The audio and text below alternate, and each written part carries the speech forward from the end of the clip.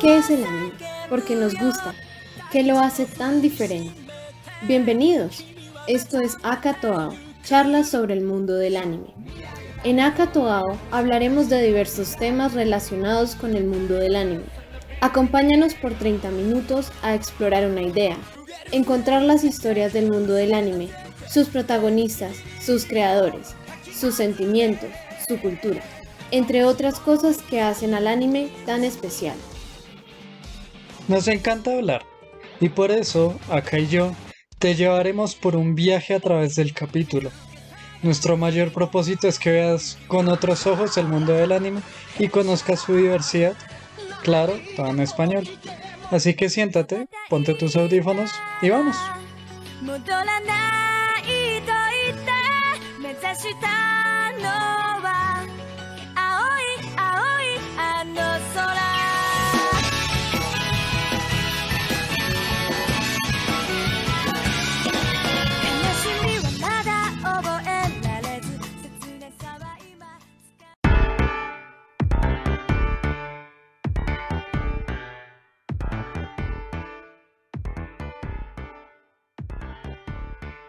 Hola, Ao, ¿cómo estás? Yo estoy bastante bien. La verdad estoy muy animada por seguir conversando contigo. Me imagino que tienes algún tema interesante. Sí, por supuesto. Para lo que sería el capítulo de hoy me gustaría tomar el tema de dónde sale el anime. El anime que nosotros vemos, eso de dónde salió. Bueno, ese es un excelente tema, ya que en el episodio anterior intentamos introducir muy generalmente qué es el anime, ¿verdad? Y pues de Sí, dónde viene y exacto. por qué nos interesa hablar de él. Así que claro que es muy importante también entender su historia. Y específicamente de este tipo de animación tan especial que pues surgió en Japón, que en principio no era como el tipo de animación con la mayor cantidad de narrativa, pero de acuerdo a la popularidad que tuvo en principio, más o menos los años de 1930 y un poco más hacia arriba de esa década. Pero cabe aclarar que aunque el anime ahora es más que todo visto por adolescentes y adultos, el anime en sus principios fue bastante bien recibido por el género infantil. Y eso es bien interesante porque pues tú sabes que eso ya se ha modificado bastante, ¿cierto?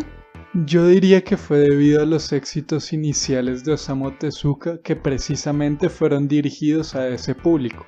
Ya comprendo a lo que te refieres. Como que el creador o los creadores de anime en ese momento lo que hacían era como especializarse en caricaturas infantiles, más o menos. Y más que eso es que le fue bien con ese público. Sí, y creo que eso tiene bastante sentido porque de todas maneras el anime cuando apareció en Japón pues tenía bastante influencia de pues cartoons de otras partes del mundo. Tenía bastantes influencias y por lo cual pues era en principio bastante bien recibido para los niños por lo mismo que tú dices. Sin embargo, en esos años como ocurrieron grandes eventos en el mundo, la Segunda Guerra Mundial, en la cual Japón tuvo un gran papel, bastante importante y bastante trascendental, el anime fue usado para aumentar el espíritu Ok. patriótico y nacionalista de este país. Y pues tú sabes que Japón hasta tuvo que cambiar su bandera. Japón tuvo un papel muy importante en la Segunda Guerra Mundial porque era un país que estaba totalmente decidido a darla toda por cumplir su objetivo. Y creo que lo hizo, porque realmente era todas las hazañas que nos cuentan de la Segunda Guerra Mundial, Japón siempre tiene un papel muy importante. Teniendo en consideración que ninguna de esas actuaciones fue realmente positiva, sino que generaron un impacto grande. O sea, no hay que olvidar todas las atrocidades que cometió Japón durante la guerra. Exacto. Y es importante ver las dos caras, pero eso lo vamos a hablar en otro capítulo, sí o sí. Sin embargo, volviendo al tema, eso pasó y pues lo usaban de propaganda, como pues me imagino que ustedes conocerán otras, como las que usaba Rusia, las que usaba puntualmente Estados Unidos, para como aumentar el patriotismo y el nacionalismo. Estas de soldados eran más que todo usadas como pues propagandas de televisión, todas en blanco y negro. Sí, y no solo eso, sino por ejemplo Bugs Bunny tuvo episodios en donde fue full a criticar conflictos sobre la Segunda Guerra y a Hitler. Entonces eran bastante directos sobre la utilización de la animación como propaganda política. Eso no lo sabía, qué interesante. Y también en el periodo posterior. Sí, eso es algo que todavía lo hacen, ¿no? O sea, lo que fue la Guerra Fría, también hay mucha animación que hablan sobre ese conflicto. Y además hay cosas que aún se siguen produciendo. De crítica, pues muchos cartoons que muchos de ustedes conocerán, anime también.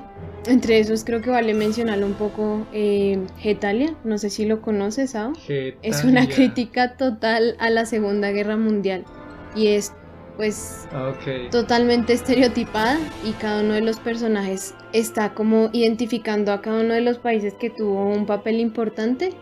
Muy recomendado si se lo quieren ver, es bien cómico pero también bien políticamente incorrecto. Pero eso me gusta. Sí. Pues hay que ver para aprender, ¿no? Exacto. Pero aparte de eso, no sé si tú sabes, te quería preguntar. Luego de eso yo sé que el anime tuvo un cambio. ¿Tú sabes qué fue lo que pasó? ¿Nos podrías explicar un poco? Inicialmente pues surgió el medio. Como que tuvo el boom, tuvo el éxito. La primera producción exitosa fue Astro Boy de Osamu Tezuka. Y eso en definitiva hizo que muchas empresas quisieran interesarse por el medio. Entonces, ¿qué fue que pasó? Hubo un periodo de experimentación. Hubo un periodo de mucha experimentación.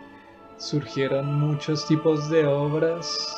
Y es que en Japón es muy chistoso porque siempre funcionó como una industria muy segura. Entonces, ¿a qué me refiero con eso? Ajá. Inicialmente surgió a partir del manga de el mismo nombre. El manga ya tenía éxito y por ende se esperaba que el anime tuviera igualmente éxito. Y efectivamente pasó. Entonces muchas de las obras iniciales también fueron basadas en obras manga de autores que ya se estaban leyendo. Ajá, y por ejemplo, empiezan a haber booms. El primero fue como el de los robots gigantes que se transforman en el género mecha. El gran conocido mecha. Que surgió con Mazinger Z, basado en el manga del mismo nombre. Y fue un boom, y fue un éxito. Y todo lo que surgió de anime después prácticamente eran puros mechas. Entonces solo aparecían mechas y también unas obras chistosas de romances europeos, porque eso al parecer también era un género. Ok, como una especie de Romeo y Julieta o algo así. ¿Pero en anime? Sí, como que también hubo varios animes en esos periodos iniciales que fueron muy de ese estilo. ¿Sabes? De romance europeo y mechas. Podría estar bastante relacionado con el gusto que tenían los japoneses por Inglaterra, ¿no? Ellos, hubo un periodo en el que amaban a Inglaterra y todo lo que tenía influencia de Inglaterra, en especial objetos de consumo, tipo el té inglés, las sillitas con el corte inglés, los vestidos. De ahí también surge mucho de algo que vamos a hablar un poquito más adelante, que es esto de las lolitas. Surgió justo en ese momento dentro de Japón. Pero pues lo vamos a hablar más adelante. Creo que a varios les gustaría comentar un poco de eso porque hay bastantes animes que tratan sobre eso también. Digamos que el primer anime así como grande, el que empezó a romper los moldes, se llama Evangelion, Neon Genesis Evangelion. Entonces, ¿por qué este anime fue tan importante? Porque prácticamente le dijo a la industria que este contenido más serio, este contenido más adulto, también tenía cabida. Y gustó mucho, y efectivamente, después de... Y todavía sigue gustando. Claro. No se pierdan el estreno de la película. Es que después de Evangelion, lo que surgió después fue puro anime para adultos, o anime con una temática mucho más rara, mucho más psicológica, mucho más tenebrosa en otros casos. Y todo empezó prácticamente desde Evangelion, por eso Evangelion es como un punto de partida muy fuerte. Y después surgieron películas de anime como Akira, gran película, es otro gran hito del anime. Ajá, qué gran, Ghost in the película. Shell, y muchos de los géneros que conocemos hoy y actualmente siguen manejando es a partir de esos grandes hitos que permitieron que mucha más gente, como que muchos más géneros se vean representados en el anime. Entonces realmente no se perdió ninguno, sino que al fin y al cabo todos terminaron surgiendo de algún lado, y como en el anime se hace mucho, entonces al final todo ese tipo de géneros se terminaron viendo. Es decir, todavía se transmiten, aún se producen bastantes de esos géneros. Y Exacto. nacen cada día más, ¿no? Exactamente. Yo creo que uno de los géneros de pronto más nuevos es tal vez el Isekai, que nació justamente con la industria de los videojuegos, ¿no? Tanto de la industria de los videojuegos como de la otra industria de la cual viene anime, que sería la de las novelas visuales. Entonces, bueno, como para explicar Cuéntanos, mejor esto. Sao.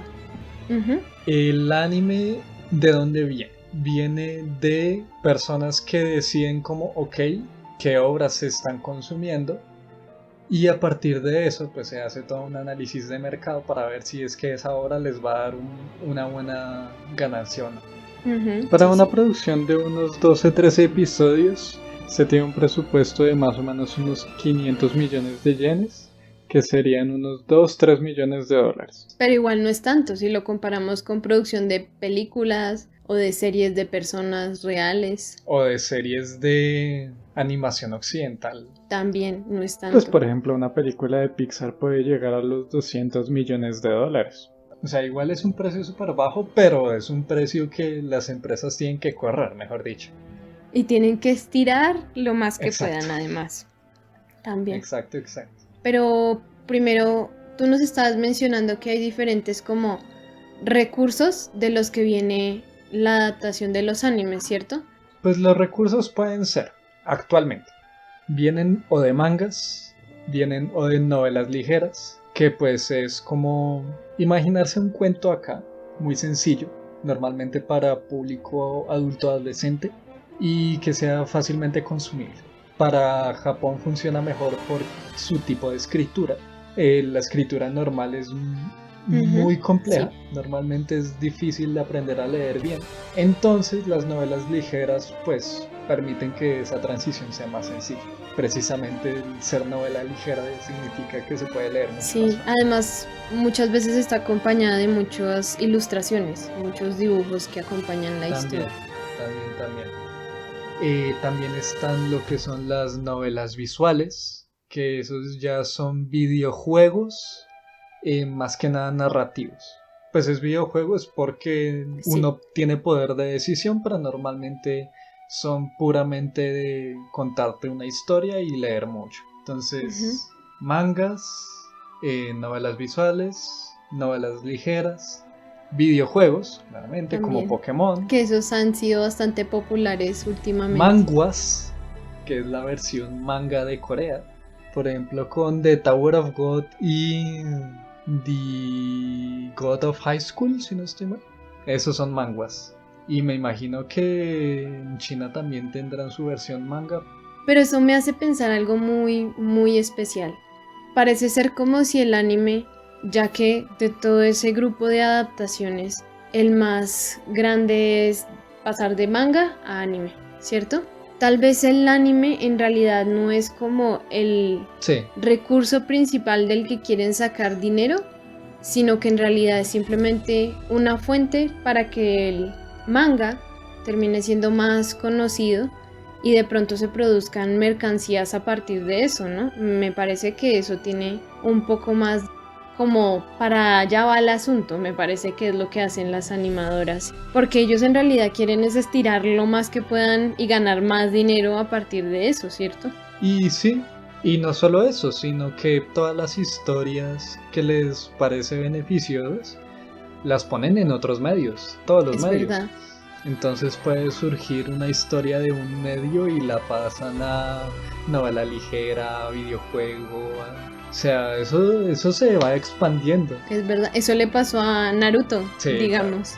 Naruto, One Piece, o Dragon Ball, todos esos han tenido mil y una adaptaciones. Literalmente para los grandes fans de Naruto, no solo de Naruto el primero, sino también de Shippuden y ahora de Boruto, pues si quieren conocer todo lo que pasa en Konoha, tienen que leer las novelas ligeras, tienen que verse los animes con el relleno y todo incluido, tienen que jugar los videojuegos, porque no todo está contenido en el anime, así haya sido tal vez el recurso más conocido de toda la serie. Exactamente. Y hay algo que es muy importante mencionar y seguramente muchos de ustedes lo han visto, y es que muchos animes que comienzan a ser muy buenos nunca terminan, o la historia es totalmente diferente a la del manga. Y esto está precisamente relacionado con de dónde se sacó la información original para hacer el anime, es decir, del manga. Y que el manga sigue en emisión o no se ha terminado. Y por eso muchas veces la historia es diferente o no termina o simplemente la alargan de maneras absurdas y otras muy interesantes. Sí, hablo de ti de lleno. Y eso es precisamente lo que hacen los estudios simplemente para ganar más dinero para el producto principal, que sería el manga. Sí, exacto. Y también de lo que iba a contar es, una vez se coge todo eso, una vez se coge esa fuente de inspiración, ya vienen todos los procesos de decir como, bueno, en el anime hay como director para todo. Entonces está el director de sonido, director de animación, director de capítulos y director de storyboard. Su grupillo. Y cada uno tiene una mano de gente a su vez asociada para hacer esas tareas. Como en el caso específico de los animadores, ese es un trabajo a prestación de servicios, entonces ellos no están obligados por la empresa. Es como una especie de freelance, ¿cierto? Es decir, ellos no tienen prestaciones sociales de ley ni... En Japón hay eso, pero los animadores no tienen eso. Y precisamente incluso para estándares japoneses es un trabajo mal pago. Qué triste. Es un terrible trabajo, incluso para estándares japoneses. Tal vez en otros episodios enclarezcamos mejor eso. Pero sí, ahorita por ejemplo hay grupos de crowdfunding que se dedican a dar... Como donativos. Recogen donativos, ¿cierto? Recogen donativos para que puedan pagar la renta, para que puedan comer. Porque sí, es que no comen. No, es que no duermen tampoco, grave. pero... Sí. Los otros niveles del anime no podrían funcionar, ¿no? Jamás llegarían los fans, jamás podrían hacerse las voces. Claro. No llegaría a ver nunca a la luz un capítulo, prácticamente, sin los animadores. Sí, pues es que el animador es la fuerza de trabajo. Es que lo curioso también es que les gusta hacerlo. Están totalmente apasionados a eso. En el sentido de que no les importa ser explotados porque saben que son explotados. Lo cual dice mucho ya de lo que es la sociedad japonesa, pero de nuevo eso en otro episodio lo podemos dar a conocer un poco más. Sí, definitivamente tenemos que hacer otro episodio de ese tema. Exacto. Porque eso no solo pasa con la animación, eso pasa en muchos aspectos de la sociedad japonesa y del trabajo en Japón. Y definitivamente tenemos que hablarlo.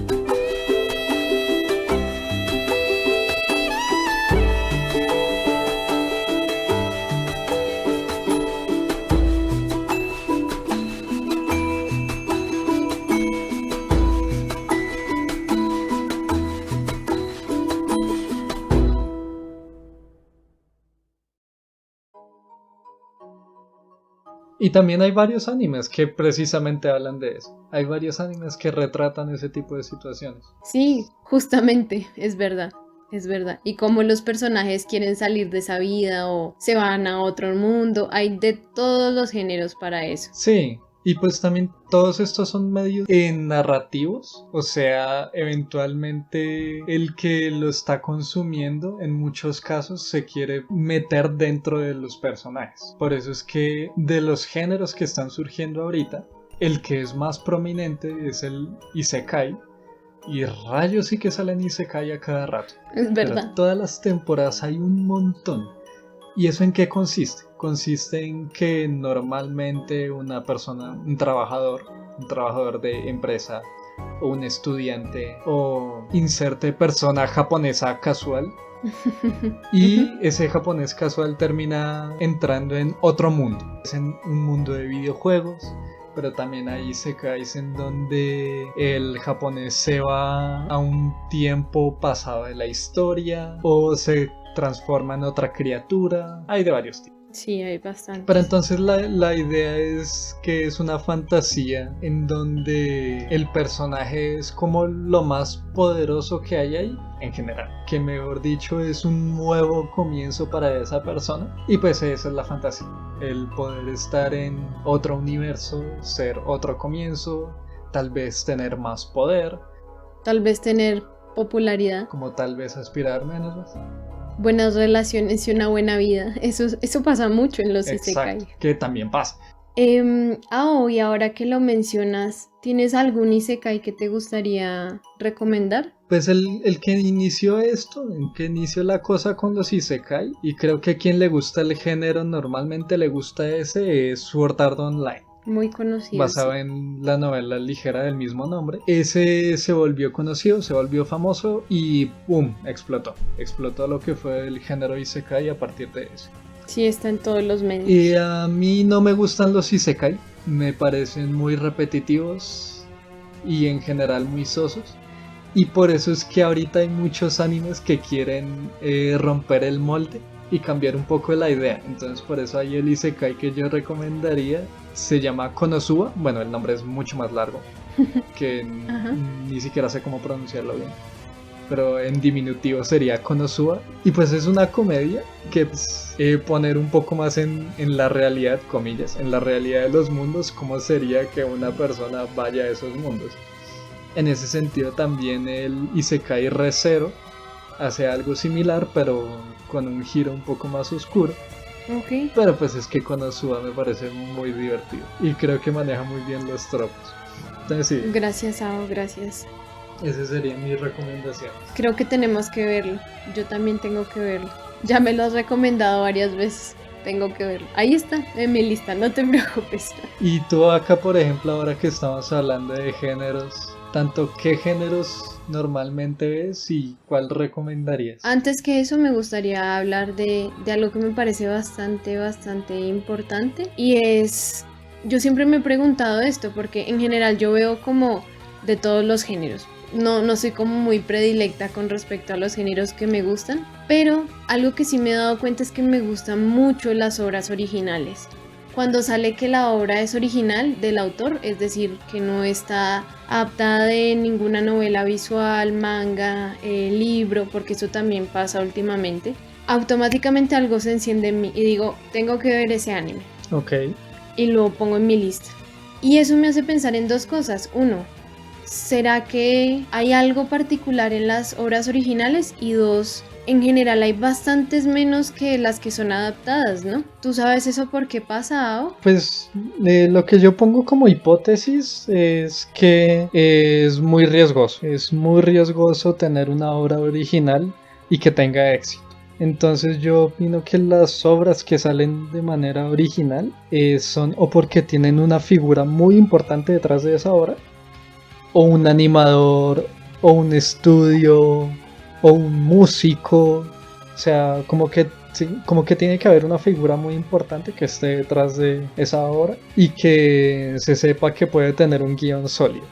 Yo creo que con ese tipo de enganche ya pueden sacar obras originales, porque de nuevo no tienen ni idea de cómo la gente va a reaccionar a eso y si les va a dar fruto o no. Entonces por eso es que es complicado encontrar obras originales. De los que me gusta encontrar obras originales y adaptadas y en general es de un director de animación que es lo máximo para mí, que se llama Masaki Yuasa. Ah, el director de Devilman Crybaby, que lo pueden encontrar en Netflix, los que no se lo han visto. Toma tu propaganda. Gracias. Pero sí, ese director me parece especialmente bueno. Más que nada es porque es algo raro en la industria. En todo lo que el man hace termina siendo súper extraño. Y eso es lo que Pero más... exitoso. Es especial. Es especial. Yo siento es que especial. todas las obras que él tiene son espectaculares. Ninguna, o sea, siempre tienen una calidad muy, muy alta en todo, en animación, en narrativa, incluso las que son como que uno dice, bueno, no era tan buena, igual es muy buena dentro de todo el mundo del anime. Y es que se nota que disfruta la animación, como que disfruta que se hagan obras de animación. Sí, es verdad. Entonces hay un anime especialmente que él habla. Oye, sí, sabía que ibas a hablar de eso. Dale, Ao. Que precisamente habla un poco más de cómo se hace un anime, que es muy recomendado. Muy recomendado, por cierto, para los que no se lo han visto. Y lo pueden buscar como Eizouken. De nuevo, el nombre es más largo, pero esos nombres son difíciles de pronunciar, entonces me quedo con Eizouken. Y es un anime que es voy a decir lo bello que es el anime y por qué la animación funciona y todo lo que terminan haciendo los animadores para que las cosas funcionen. Entonces también te enseña animación un poco, te enseña un poco de cómo funciona la industria.